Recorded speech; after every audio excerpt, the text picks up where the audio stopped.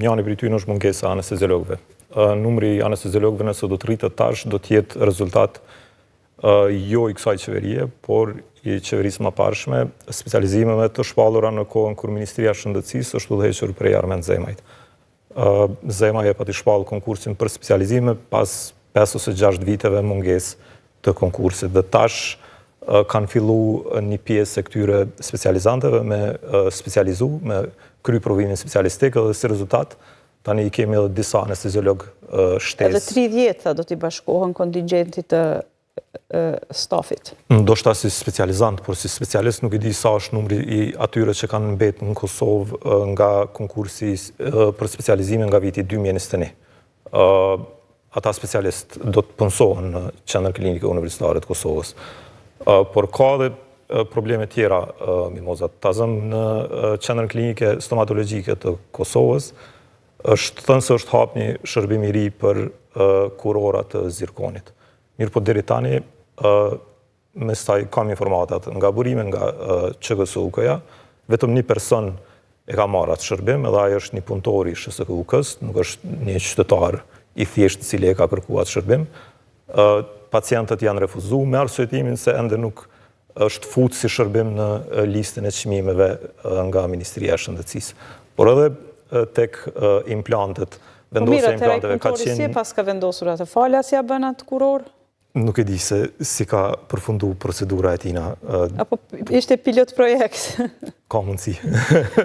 Ironike pak se të promovohet si shërbim e të mos ofrohet fare, atër është mashtrim realisht. Edhe me implantet. U bë e madhe se po fillon shërbimi për vendosjen e implanteve në QKSUK, mirë po a ju vënu derisa u fut në atë udhëzimin administrativ për bashkëpagesa.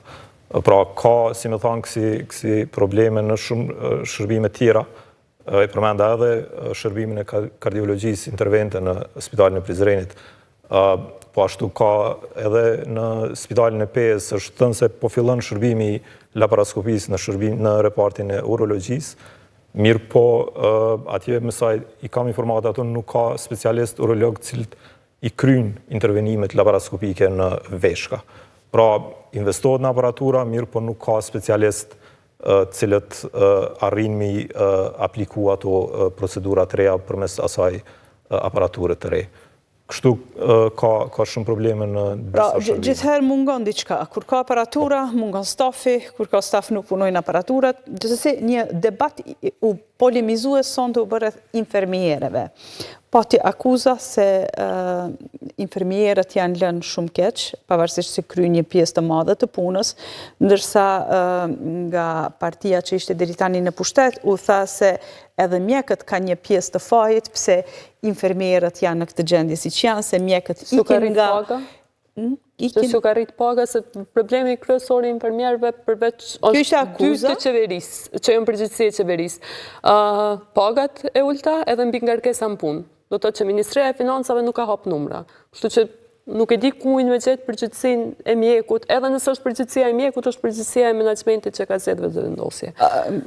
Ideja është që pse mjekët ikin nga orari punës e krejt punë janë ngarkuar. Dhe cili është mekanizmi që ata e përdoren me identifiku këto?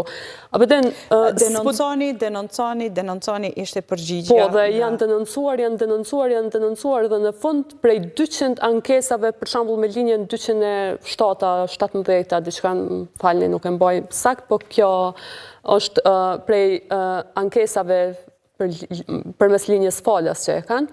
Janë 3 ose 4 raste, 3 ju është dhënë vrejtje me gojë, një vrejtje me shkrim, do të thotë nuk ekziston. Dhe këtë po e sfidoj, sepse e kam hulumtuar, po mendoj edhe në praktikat e vendeve tjera, nuk ekziston ndonjë vend tjetër, përveç Kosovës, që 98% të ankesave të pacientëve trajtohen si, konsiderohen si të pabazuara.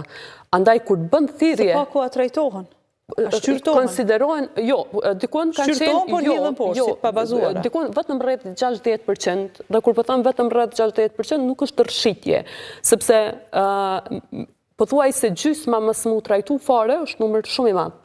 Do të thotë, nëse do të ishte 95%, a kishim mujt me thonë që nështë nuk është një dështim, po 40% mos mu trajtu fare, është problem shumë i madh. Dhe nuk ekziston një vend në botë që vetëm 2% të pacientëve i jep të drejtë në ankesën e tyre. Andaj thirrjet e politikanëve.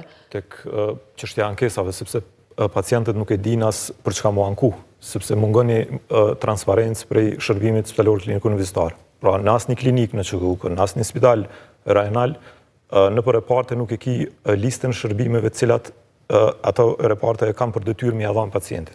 Si rezultat, një pacient mundet me shku në X repartin, mos me marrë shërbimin fare, edhe me u kthy duke menduar se nuk ka drejt me marrë atë shërbim. Si rezultat, Deli bindu nga aty se nuk ka të drejtë. Sepse mungon një listë shërbimeve, po ashtu edhe të barnave. Edhe mungon edhe lista e banave. A do ishte shumë më e sinqertë të thuhet pacientëve mos u ankoni fare, se nuk ja vlen të ankoheni. Unë mendoj që megjithatë, ndoshta si përgjegjësi publike edhe sonte këtu, mendoj që mesazhi duhet të jetë që megjithatë ankoheni. Por çka unë shpresoj që me u bëhe që kjo është pashtu dështim jo i Ministrisë së Shëndetësisë, atësa i gjyqësorit. Mendoj që edhe gjyqësori, oda e mjekëve pashtu, nuk e kanë luajtur rolin e vetë në këtë çështje. Edhe themi këto rastet në shëndetësi kanë betë shumë pa përgjigje juridike. Pa përgjigje fillimisht administrative, si që është organi i Ministrisë së Shëndetësisë dhe mekanizmat përcjellëse, pastaj edhe pa ditë të shumta qoftë civile, qoftë penale, kryesisht për trajtim të pandërgjegjshëm ose neglizhencë në trajtim, nuk kanë marrë përgjigje. Dhe kjo mendoj që është dekurajim për pacientët që sot i shohin raste tjera edhe thotë pse ti humbi unë 10 vjet, edhe në fund ose të parashkruhet ose të zbaritet rasti në gjykata ose të mos trajtohet fare në inspektorat ose në Ministri të Shëndetësisë. Por është obligimi i Ministrisë së Shëndetësisë ta rregullojë këtë mekanizëm. Ka forma tepër të ndryshme. Shpesh zgjedhin median pacientët për t'u ankuar, por në mas të madhe kemi parë që duan ta fshihin identitetin. Pse e bëjnë këtë? E bëjnë se nuk duan që t'i njoh dikush atje kur shkojnë prapë të kërkojnë shërbim, apo pse kanë frikë të dalin dhe thonë që nuk kanë marrë shërbimin ose janë neglizhuar fundit. Po, pikrisht këtu deshta me unë ndërlidh. Fillimisht nëse veç pacientët ndoshta nuk janë edhe aq mirë edhe të informuar që duhet me ndjek këto procedurat me bë ankesë zyrtare te X institucione e kështu me radhë, megjithatë shumicën e herave këto ankesa ata i raportojnë tek ne, tek mediat edhe zoni tyne, problematikat e tyne përcjellen përmes neve. Unë deri tash nuk kam pa që as SHSKUK, as Ministria e Shëndetësisë ka ndërmarrë ndonjë mas qoftë ndëshkuese apo ndonjë mas në drejtim të përmirësimit apo në drejtim të përmirësimit të asaj situate të asaj gjendje. Në anën tjetër po është shumë e vërtetë që pacientët ndoshta tepër shumë hezitojnë me u paraqit në publik, ndoshta edhe në mënyrë anonime kur gjithmonë ne u afrojmë edhe këtë mundësi, pasi që e dim që qoftë nesër, qoftë mas nesër ai prap ka me u kthy në institucion edhe ka me kërku shërbime dhe gjithmonë është ajo frika që ndoshta mjekët apo institucionet kanë me u hakmer, qoftë ndaj tij apo familjarit. Kështu që mundohemi me i bind edhe në mënyrë anonime me i paraqit ankesat e tyne, po në anën tjetër gjithmonë mundohemi me i